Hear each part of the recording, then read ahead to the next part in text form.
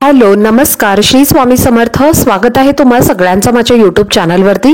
आजचा दिवस तुम्हा सर्वांना खूप छान सुखाचा आणि आनंदाचा जाऊ देत हीच मी स्वामींच्या चरणी प्रार्थना करते आणि आजच्या व्हिडिओला सुरुवात करते। पण त्या अगोदर तुम्ही माझ्या चॅनलवरती जर नवीन असाल तर चॅनलला सबस्क्राइब नक्की करा। त्याचबरोबर कमेंटमध्ये श्री स्वामी समर्थ लिहायला अजिबात विसरू नका। सध्या सगळीकडे दिवाळीची तयारी सुरू आहे आणि लवकरच दिवाळीला सुरुवात होणार आहे आणि याच दिवाळीच्या तोंडावर आलेला गुरुपुष्यामृत योग हा उद्या 24 ऑक्टोबरला म्हणजेच गुरुवार या दिवशी आलेला आहे। गुरुपुष्यामृत योग जेव्हा पुष्य नक्षत्रावरती गुरुवारी येतो तेव्हा गुरुपुष्यामृत योग हा तयार होत असतो आणि हा योग सर्वात शुभ योग म्हणून ओळखला जातो। तर गुरुपुष्यामृत योगाची समाप्ती ही 25 ऑक्टोबरला म्हणजे शुक्रवारी सकाळी 6:38 समाप्त होणार आहे। तर गुरुपुष्यामृत योग हा अत्यंत शुभ मानला जातो आणि पुष्य नक्षत्र हे सुद्धा अतिशय महत्त्वाचं असतं। तर या नक्षत्रांवरती सोनं चांदी खरेदी केली जाते आणि सोबतच गृहप्रवेश, मालमत्ता आणि इतर गुंतवणूक सुद्धा या दिवशी केली जाते। नवीन व्यवसायाची सुरुवात, खरेदी, शिक्षणाची सुरुवात सुद्धा या दिवशी केली जाते। इतकं महत्त्वाचा हा दिवस मानला जातो। गुरुपुष्यामृत गुरुवारी येणं हा अतिशय दुर्मिळ योग आहे, म्हणून आपण याला अमृत योग असं सुद्धा म्हणतो। तर या शुभ मुहूर्ताला अधिक आपल्याला लाभ व्हावा आणि म्हणूनच या दिवशी माता लक्ष्मी, भगवान श्री हरी विष्णू, गणपती, भगवान शंकर यांची पूजा केली जाते। लक्ष्मी तिचे पती विष्णू हे धनप्राप्तीचे आशीर्वाद देणारे आहेत। भगवान शंकर आणि गणपती बाप्पा यांची पूजा केल्याने आपल्यावरती कधीही संकट अडचण येत नाहीत। तर अतिशय दुर्मिळ असा योग हा असल्यामुळे या दिवशी अनेक जण सोनं चांदी खरेदी करत असतात। पण आता पहा, सर्वांना सोनं चांदी खरेदी करणं शक्य होतं का? तर नाही, कारण सोन्या चांदीचे भाव इतके वाढलेले आहेत की सर्वसामान्य लोकांना या वस्तूंची खरेदी करणं शक्य होत नाही। आणि म्हणूनच आजच्या या व्हिडिओमध्ये तुमच्यासोबत मी तुम्हाला एक अशी वस्तू सांगणार आहे, तर ती वस्तू सोन्या चांदीपेक्षा सुद्धा अतिशय मौल्यवान आहे आणि आपल्याला या दिवशी सोन्या चांदीपेक्षा ही 5 रुपयांची वस्तू आपल्या घरामध्ये आणायची आहे। तर ही वस्तू आपल्या घरामध्ये आणल्यामुळे घरामध्ये अखंड लक्ष्मी वास करेल, घरातील गरिबी आणि दारिद्र्य हे नष्ट होऊन प्रत्येक कामामध्ये तुम्हाला यश मिळेल आणि तुमच्या मनातील प्रत्येक कठीण इच्छा या पूर्ण होतील। तर अशी कोणती वस्तू आहे जी आपल्याला आपल्या घरामध्ये आणायची आहे याबद्दलची संपूर्ण माहिती तुमच्यासोबत मी आजच्या व्हिडिओमध्ये शेअर करणार आहे। त्यामुळे व्हिडिओ हा स्किप न करता शेवट नक्की पहा, जेणेकरून तुमच्यापर्यंत योग्य ती माहिती पोहोचेल।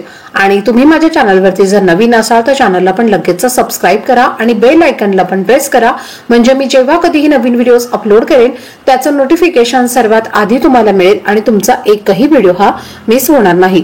तर पहा, तुम्हाला उद्या सकाळी गुरुवारी लवकर उठायचं आहे। उठून तुम्हाला स्नान करायचं आहे, स्वच्छ कपडे परिधान करायचे आहेत।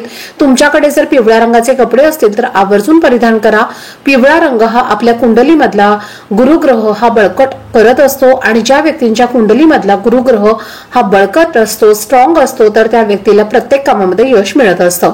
आणि म्हणूनच तुमच्याकडे जर पिवळ्या रंगाचे कपडे असतील तर आवर्जून तुम्हाला ते परिधान करायचे आहेत। जर नसेल तर तुम्ही एखादी पिवळ्या रंगाची वस्तू ही संपूर्ण दिवसभर तुमच्या खिशात म्हणजे तुमच्या जवळ सुद्धा ठेवू शकता।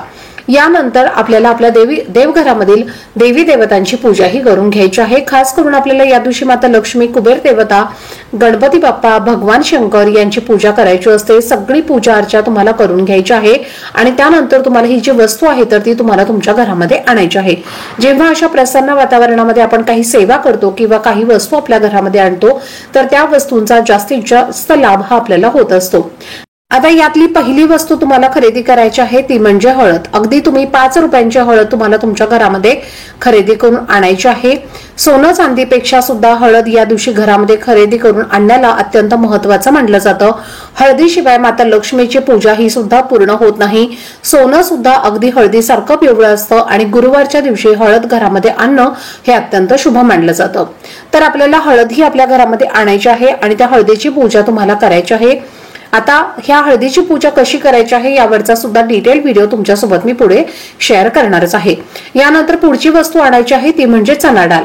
तर पहा, गुरुपुष्यामृत योगावरती चणा डाळ खरेदी करणं अत्यंत शुभ मानलं जातं। चणा डाळ ही सुद्धा पिवळी असते आणि ही डाळ आपल्या घरामध्ये या दिवशी खरेदी करून आणल्यामुळे घरात अखंड लक्ष्मी वास करते। आणि यानंतर पुढची वस्तू आहे ते म्हणजे तुळशीचं रोप। जर तुमच्या घरामध्ये अजूनही तुळशीचं रोप नसेल तर तुम्हाला तुळस ही खरेदी करून आणायची आहे आपल्या घरामध्ये तुळस असणं हे अत्यंत महत्त्वाचं आहे आणि ज्या घरामध्ये तुळस असते त्या घरामध्ये माता लक्ष्मीचा वास हा कायम राहतो। त्याचप्रमाणे त्या कुटुंबावरती किंवा त्या घरावरती कधीही वाईट संकट अडचणी येत नाहीत। तर अशा या ज्या 3 वस्तू आहेत तर त्या तुम्हाला तुमच्या घरी खरेदी करून आणायच्या आहे किंवा या 3 पैकी तुम्ही एक सुद्धा वस्तूंची खरेदी करून आणली तरीही चालेल।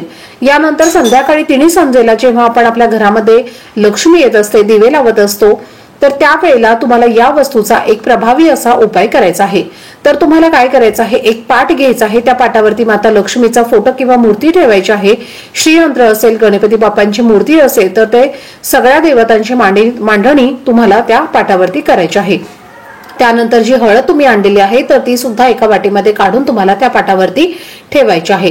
चणा डाळ सुद्धा तुम्हाला एका वाटीमध्ये ठेवायची आहे। तुळशीचं रोप आणलं असेल तर ते सुद्धा तुम्हाला तिथे पाटावरती ठेवायचं आहे।